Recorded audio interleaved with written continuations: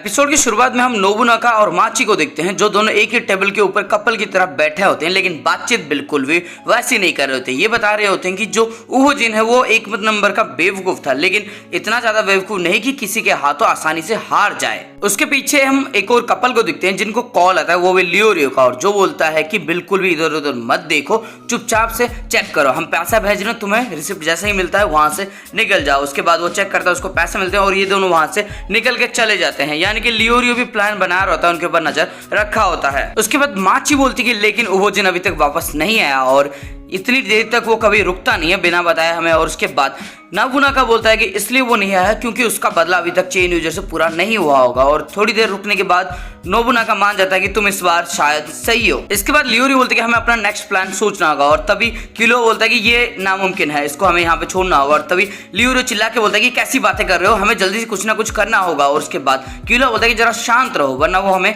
सुन लेंगे। इसके बाद किलो बोलता है कि उसके पापा ने एक बार फैंटम ट्रूप के एक मेंबर को मारने का ठेका ले रखा था, लेकिन हुआ ऐसा कि उनको बहुत ज्यादा मुश्किल हुई और वो कभी कंप्लेन नहीं करते, लेकिन इस बार उन्होंने कंप्लेन किया और बोला कि कभी भी अगर तुम्हें फैंटम ट्रूप से पंगा लेना हो तो प्लीज मत लेना, तुम्हें बहुत ज्यादा मुश्किल होगी और तुम्हें उसके पैसे भी उतने नहीं मिलेंगे जितना मिलना चाहिए। उसके बाद किलो बोलते हैं लेकिन ये बहुत सालों की बात है तो शायद अभी एक मौका हमारे पास हो। और तब गॉन पूछता है क्या सच में ये दोनों इतने ही स्ट्रांग है। और तब किलो बोलता है कि सोचो दो दो हिस्सों का तुम्हारे सामने खड़े हैं, वो दोनों मिलके उतने ही ताकतवर होने वाले हैं जितना दो हिस्सों का मिलकर ताकतवर होने वाले हैं। इसके बाद किलो पूछता है कि तुम्हें क्या लगता है ये दोनों यहाँ पे क्या कर रहे होंगे, और लियोरियो बोलता है कि ये दोनों शायद डेट पे हैं। उसके बाद किलो बोलता है कि नहीं ये डेट पे नहीं आए हैं, ये कुछ काम से हैं, अगर ये डेट पे आते तो ये सिर्फ अपना काम करते, लेकिन इनका जो नजर है पूरी सराउंडिंग की तरफ चारों तरफ से बड़ी अच्छी तरह से इन्होंने ऑब्जर्व करके रखा है, जिसका मतलब ये है कि शायद ये किसी से बच रहे हैं या फिर बचने की कोशिश कर रहे हैं, लेकिन अगर बचना ही होता तो पब्लिक बेस में क्या कर रहे हैं, जिसका मतलब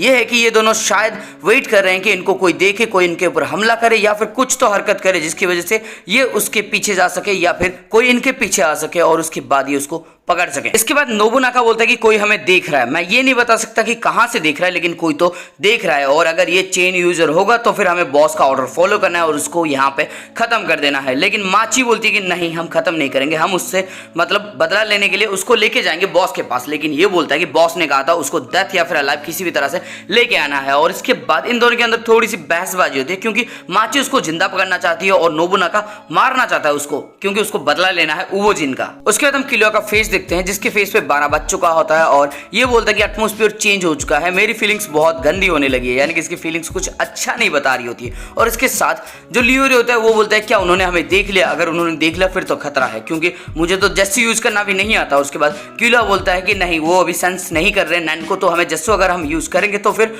ये अट्रैक्शन करेगा उनको, ये उनको अट्रैक्ट करेगा, हमें जस्सी यूज नहीं करना है, वो बस अपने आसपास पे देख रहे हैं, कोई भी सस्पिशियस लगे तो वो उसको देख रहे हैं, तो तुम थोड़ा सा नॉर्मल एक्ट करो। और उसके बाद ये दोनों जिस तरह से नॉर्मल एक्ट करते हैं जिसको देख के आप खुद भी हैरान हो जाओगे। इसके बाद हम देखते हैं नोबुनागा और माची को, जिनके अंदर जो बहस हो रही थी उसको खत्म करने के लिए ये कॉइन को जो सिक्का होता है ना उसको उछालते हैं हेड टॉयल का जरिए ये सिक्का कर लेंगे। और तब हम देखते हैं कि जो नोबुनागा होता है वो हेड लेता है और माची टेल लेती है, और रिजल्ट आने से पहले ही सीन शिफ्ट हो जाता है। उसके बाद शलनार्क नियोन की एक फोटो दिखा के बोलता है कि ये नोस्टार की बेटी नियोन है और इसी की वजह से ये इतना मतलब नाम के अंदर है, इसी की वजह से उसकी वेल्थ है। और उसके बाद ये हंटर वेबसाइट से दिखाता है कि जो नोस्टार के जो बॉडीगार्ड्स हैं उन सबको दिखाता है जिनकी फोटो लगी होती है, लेकिन जो नए बॉडीगार्ड होते हैं जैसे कि बाशो, मेलोडी और कुरापिका, इनकी फोटोस यहाँ पे अवेलेबल नहीं होती। और उसके बाद शलनार्क बताता है कि इन पांचों में से कोई एक होगा जो चेन यूजर होगा। इसके बाद हम मिस्टर नोस्टार को देखते हैं जो बोलते हैं कि रूम चेंज करना एक बहुत अच्छा आइडिया था और वो सब जरूर हंटर वेबसाइट की मदद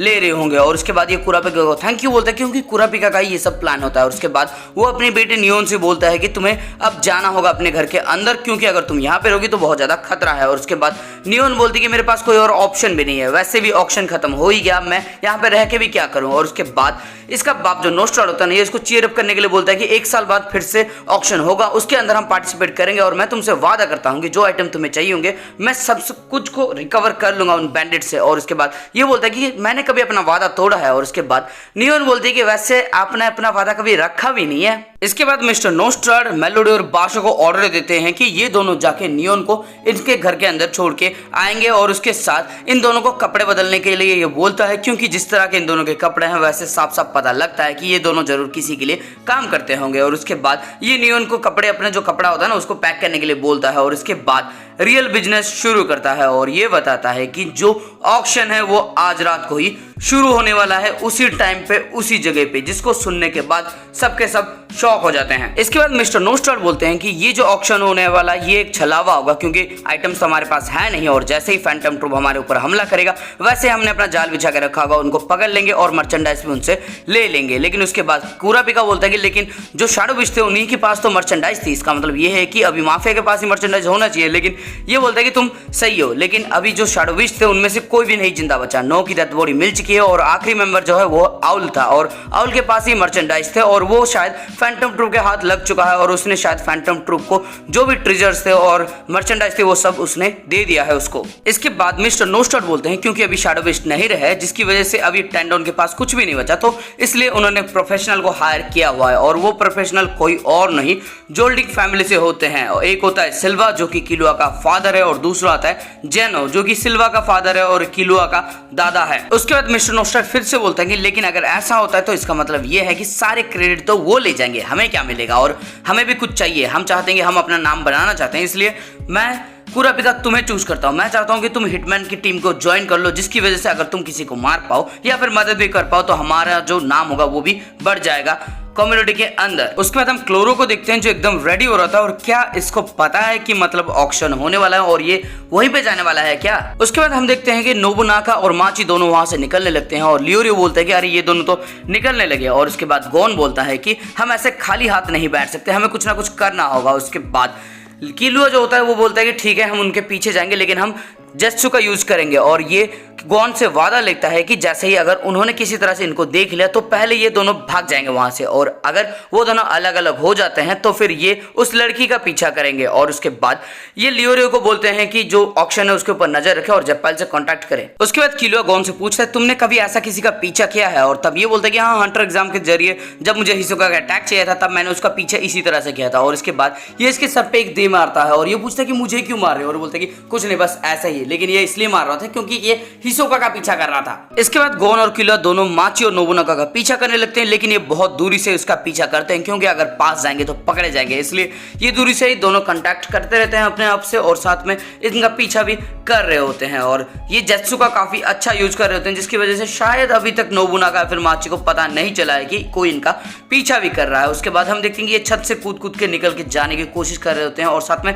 थोड़ा सा अलर्ट भी होता है। स्पेशली अपना जो किलुआ होता है ना बहुत ज्यादा अलर्ट होता है क्योंकि इस काम में तो वो माहिर है और वो बोलता है कि मैं 3 साल का जब था ना तब से ही मैं इस तरह के काम कर रहा हूं और मैं इन दोनों को बिल्कुल भी जाने नहीं दूंगा, मैं इनके ऊपर नजर बिल्कुल भी हटने नहीं देने वाला। इसके बाद नोबुनागा बोलता है कि मैं इंप्रेस हुआ, मुझे बिल्कुल कुछ भी सेंस नहीं हो रहा और ये दोनों बहुत ही ज्यादा स्किल्ड हैं, यानी कि नोबुनागा और माची को पता है कि कोई तो इनका पीछा कर रहा है और ये जानबूझ के इनको पीछा करने का मौका दे रहे होते हैं। इसके बाद हम देखते हैं कि ये दोनों बहुत दूर तक इनका पीछा करते हैं, लेकिन अचानक से ये दोनों डिजर्ट की तरफ जाने लगते हैं जहां पे किलुआ सोचने लगता है क्या इनको पता चल गया हमारे बारे में, क्या उन्होंने हमें देख लिया, क्या इनको सेंस हो गया कि हम यहाँ पे हैं, उनका पीछा कर रहे हैं। और ये सोचता है कि मैं आगे जाऊं या फिर ना जाऊं, लेकिन बहुत देर सोचने के बाद ये सोचता है कि अगर कहीं इनको नहीं पता होगा तो मैं इनके बेस तक पहुंच सकता हूं और ये बहुत बड़ा सक्सेस होगा। और उसके बाद ये बोलता है कि ये दोनों शांत भी बहुत ज्यादा लग रहे हैं तो शायद मेरे पास एक मौका है और उसके बाद ये उसका पीछा फिर से करने लगता है। इसके बाद माची और नोबुनागा एक ऐसी जगह पे होते हैं जहां के आसपास कोई नहीं होता, वो आराम से शांत से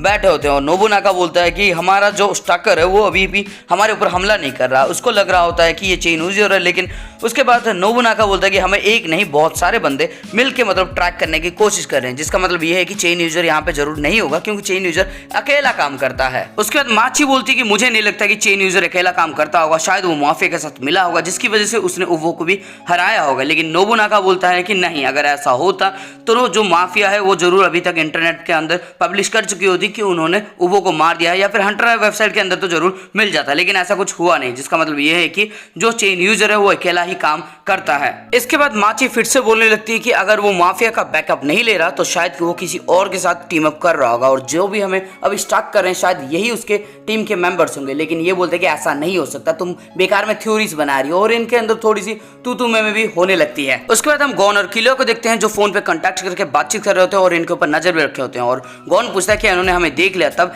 ये बोलता है यानी कि किलो बोलता है कि 50-50% चांस है, शायद देखा भी होगा या फिर ना भी देखा होगा, लेकिन इनको हमारा एग्जैक्ट लोकेशन नहीं पता है, और कोई भी हरकत मत करना जिसकी वजह से तुम नजर में आ जाओ, अगर नजर में आ जाओगे तो खतरा हो जाएगा। और उसके बाद किलो बोलता है कि अगर मैं एक बार रिंग करूंगा तो समझ जाना कि यहाँ से हमें निकलना है और तुरंत यहाँ से निकल जाना, और किलो मतलब गॉन भी बोलता है कि ठीक है। उसके बाद नोबुनागा को कोई फोन करता है और आवाज से ऐसा लगता है कि फिंक्स ने फोन किया होगा, और फिंक्स बोलता है कि तुम्हें कोई फॉलो कर रहा है लेकिन वो कुछ भी नहीं कर रहा, तुम्हें कोई इन्फॉर्मेशन चाहिए क्या। और उसके बाद हम देखते हैं कि नोबुनागा सीधा गॉन और किलुआ की तरफ देखने लगता है, यानी कि अभी नोबुनागा को गॉन और किलुआ की लोकेशन के बारे में पता है, और जैसे ही ये गॉन और किलुआ को देखता है वैसे ही गॉन और किलुआ दोनों भागने की कोशिश करते हैं, लेकिन गॉन के सामने पाको आ जाती है और किलुआ के सामने फिंक्स आ जाता है और इन दोनों को रोक देते हैं। इसके बाद किलुआ बहुत सारे मूव्स करने लगता है, यानी कि बहुत तेजी से इधर उधर मतलब रैंडमली भागने लगता है, जिसकी वजह से वो दिखता नहीं है, हमें नहीं दिखता, लेकिन फिंक्स को बहुत ही अच्छी तरह से दिख रहा होता है कि ये क्या कर रहा है। और जैसे ही किलुआ बाहर जाने की कोशिश करता है वैसे ही फिंक्स इसका एक पैर पकड़ लेता है। उसके बाद ये एक मुक्का मारने की कोशिश करता है जिसको फिंक्स बड़ी आसानी से डॉज कर लेता है, और आखिरी में ये एक लात भी मारता है, और उसके बाद इसका जो दूसरा हाथ होता है वो भी मतलब पैर जो होता है ना वो भी फिंक्स के हाथों होता है, यानी कि इसका दोनों हाथ वो पकड़ लेता है। उसके बाद ये जमीन के जरिए किसी तरह से मतलब बड़ा ही एड़ी चोटी का जोर लगा के निकलने की कोशिश करता है, लेकिन फिंक्स इसको आसानी से निकलने नहीं देता। इसके बाद नोबुनागा उसी खिड़की से आता है जहां से ये दोनों देख रहे थे, और ये सीधा पूछता है कि फिंक्स आखिरकार तुम यहाँ पे कर क्या रहे हो, तुम्हें तो बॉस के साथ होना चाहिए था। और उसके बाद फिंक्स बोलता है कि हाँ होना तो चाहिए था, लेकिन हमें अपने दुश्मनों को बेवकूफ बनाने से पहले दोस्तों को बनाना पड़ता है। और उसके बाद नोबुनागा बोलता है कि तुमने अच्छा बनाया, और बोलता है कि तभी मैं सोचूं कि इतने सारे जेत्सु मास्टर मेरे आमने सामने कैसे हो सकते थे। इसके बाद माची गॉन से सवाल करती है तुम किसी ऐसे बंदे को जानते हो जो चेन का यूज करता हो और जिसके पास नैन की एबिलिटी हो, और क्या तुम्हें उसने ही भेजा था यहाँ पे। लेकिन गॉन बोलता है कि तुम क्या कह रहे हो, मुझे नहीं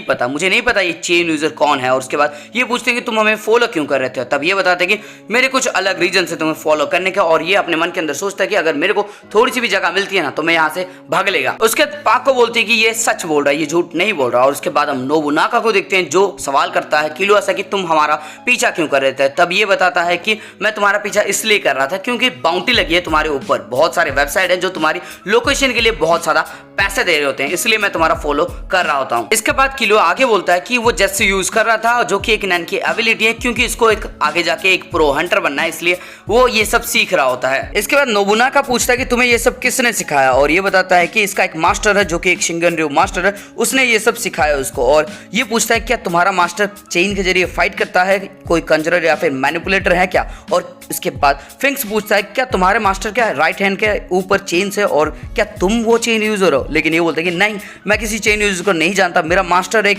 एनहांसर है और उसने सिर्फ 4 बेसिक प्रिंसिपल ही मुझे सिखाई होती है और कुछ भी नहीं सिखाया उसने। और उसके बाद नोबुनागा बोलता है कि अच्छा तो तुम्हें कुछ नहीं पता, तो फिर तुम्हारे लिए एक आखिरी सवाल,